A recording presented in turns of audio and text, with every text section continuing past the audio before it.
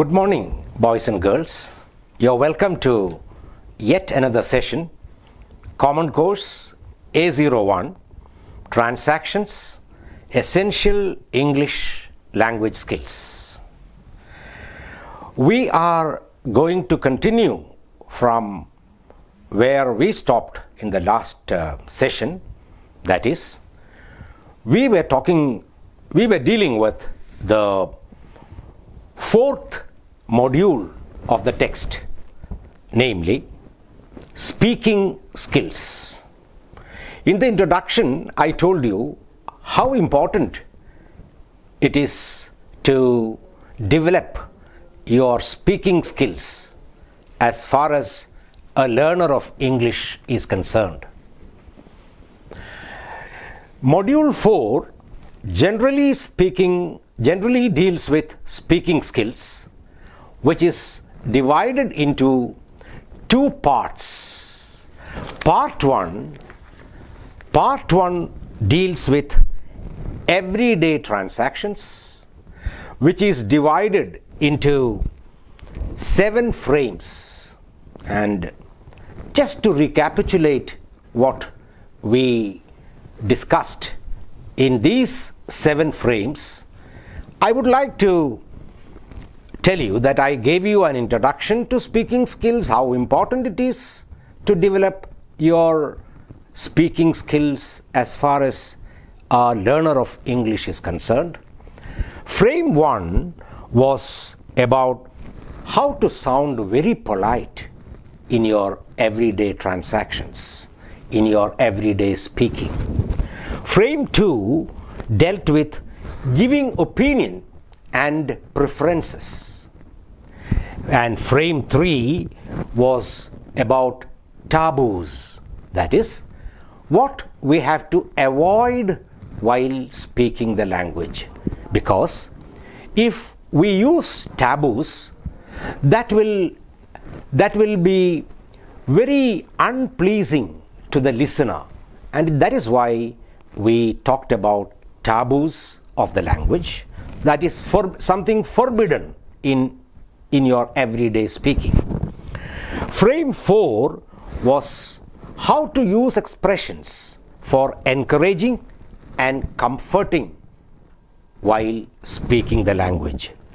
Frame 5 was about making suggestions and regrets. Frame 6 was how to appreciate people on something that they have achieved in their life, and also guessing from a situation what exactly you would like to understand or what exactly you would like to communicate. And frame 6 was about appreciating and guessing, if you remember. And the last frame of part 1, that is everyday transactions, was telephoning in English. Telephoning in English, we use telephones in our everyday life, especially in today's world. Mobile phones have become very important and a main source of communication. So we use the language over a telephone, and how to use or what kind of a language that you should make use of while speaking on the telephone. That was frame 7. Today we are going to the second part of the module. I told you the second part of the module deals with academic transactions, that is, speaking skills, which is made use of in our academic transactions or academic communication. The first frame in this particular part of the module is discussion skills. Now, discussion has become very important these days because any employer who wants to employ you to a key position he needs to know whether you are good at your discussion skills. And that is why, while learning English, while learning to develop your skills of the language, it is very important that you should try your best to develop very good discussion skills. Discussions, along with discussions goes debates also. Discussions and debates form the main chunk of academic communication, in which participants are expected to express their opinions, justify their standpoints, to establish what you say is correct to the best of your knowledge and belief, and then to voice their agreements and disagreements, to express your agreement to something or your disagreement to something with others in a polite way. This has to be done whether you agree with somebody's standpoint, or whether you disagree. It has to be done in a very polite manner. And that counts your command of the language, and that is why you have to be very polite. Now, how to polite way, and summarizing the main points, that also is a skill. Summarizing the main points before concluding a presentation. How to summarize your standpoint on the basis of the arguments you have put forward, on the basis of the points you have put forward, how to conclude a discussion. That is also very, very important. Learning specific and polished expressions used in discussions and debates and making them an active part of your language will definitely play a vital role in academic success and finding a great career. You and I, we learn the language, we learn any subject for that matter, in order to get a good job, in order to enter into a good career. So in order to do that, it is very essential that you have to learn specific and polished expressions used in discussions and debates, and making them an active part of your language. This will definitely change your attitude to your career, and also your employer's attitude, how you go up in your career. Now, group discussions and debates, these sessions, group discussion sessions and debate sessions have become an unavoidable component. Wherever you go for a job, they ask you to participate in a group discussion. They ask you to participate in a debate. Why do they ask you to participate in a group discussion? They want to know how good you are at the language, how good you are at arguing a point, how good you are in establishing your standpoint on a particular issue. And depending on these, they will accept you to the particular position, or you may be rejected. So learning these skills, that is how to present your standpoint, how to present your points in a debate, how to present your points in a group discussion, all these have become very important. Now, here are some expressions, some expressions which are used while participating in group discussions and debates. I'll read to you the expressions, and there are functional differences in each one of them. Try to pay attention and find out the functional differences in these expressions which will enable you to understand the functional aspect of these expressions. We will now read the functions and then find out different possible ways of expressing them. If you can refer to your page 119 of your textbook, now it will give you this particular thing which I am going to read now.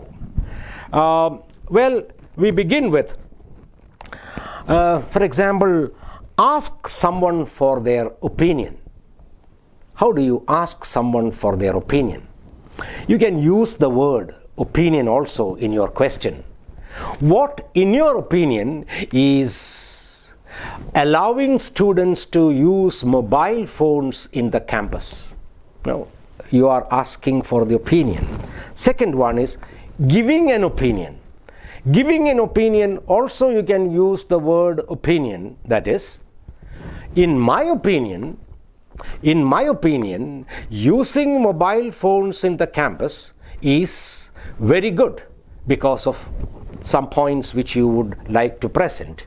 And also at the same time, you can also express your reservations, like, now, mobile phones can be used in the campuses provided the student knows how to use it in a useful or in a controlled manner. In a controlled manner, in the sense that you cannot disturb the whole class while your mobile phone rings. No, that is something which is against the customs and which is against the good conduct of a student in the class. So this is how you express your opinion. Bring someone into discussion to comment on something. Say, traffic rules.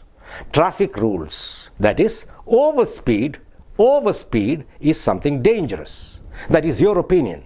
How do you invite someone into that discussion? No, for example, you can ask them or call them by their name. Hey, John, what are your comments on the point that overspeed usually is very dangerous on normal roads? This is how you ask for it. And now, bring someone. Begin. How do you summarize what has been said? There are different methods, different expressions to summarize. Say, for example, a person who is speaking to you for a long time. Suppose at one point he says, therefore, on the basis of the points which I have presented, it is believed that overspeed in riding on a public road is dangerous. Now, let us come to some practical sessions. Now, asking for an opinion, I'll give you different opinions, different expressions for that. What is your opinion about starting the class at 8:30 in the morning? You are asking somebody's opinion. What is your opinion about starting the class at 8:30 in the morning? Another way of asking somebody's opinion, what's your opinion on letting the students use mobile phones in the classrooms? Well, you can argue for and against it, or you can have an opinion for that you agree with it, or some of you can also say, no, in the classrooms, no, it is not very advisable. Now, another expression is, what do you think about asking the teacher to revise the second chapter? Now, you're asking the colleagues because maybe the second chapter was dealt with in a hurry, and so you can ask the class or your classmates, and what do you think about asking the teacher to revise the second chapter? Now, these are the ways in which you ask for opinion. Now, I'll read some expressions and tell me what is the function of these expressions. Could I ask for your reaction to suspending students who don't come in proper uniform? No, this is a question. What is the purpose or what is the function of that question? Could I ask your reaction to suspending students who don't come in proper uniform? Or another example, I was wondering where you stood on this issue.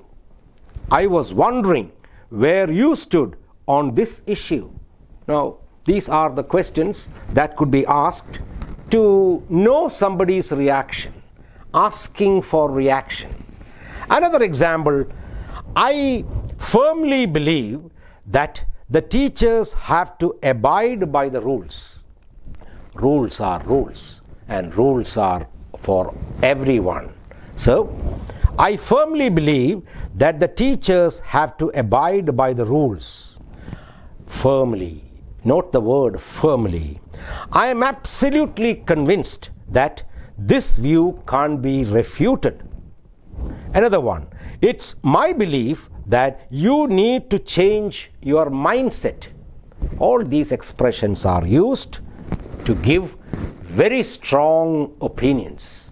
Very strong opinions while participating in a group discussion, even a debate for that matter.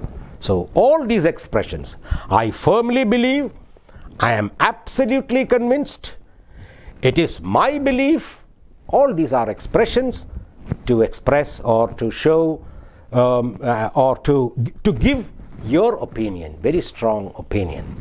The next set, please listen to me. In my opinion, you are not exempted from fees. Second one, it's my opinion that you will be caught soon for that lie. Another one, as far as I am concerned, you need not wait for her one more year. I think it is very clear from the words, in my opinion, it's my opinion, as far as I am concerned. All these expressions show that you are giving a neutral opinion, your independent opinion, neutral opinion. Next set is about giving tentative opinion. It is not your last opinion. Tentative opinion. Tentative means for the time being this is my opinion. Maybe when situation changes, my opinion may also change. Example, it seems to me that you can complete it within 2 hours.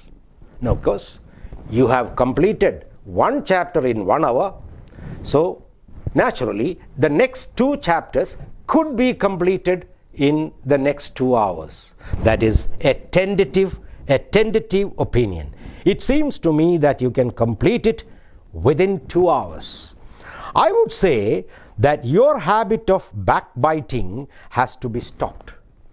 Now, backbiting is not very good practice, or it is not a good practice, or it is not a healthy practice. So, I would say that your habit of backbiting has to be stopped.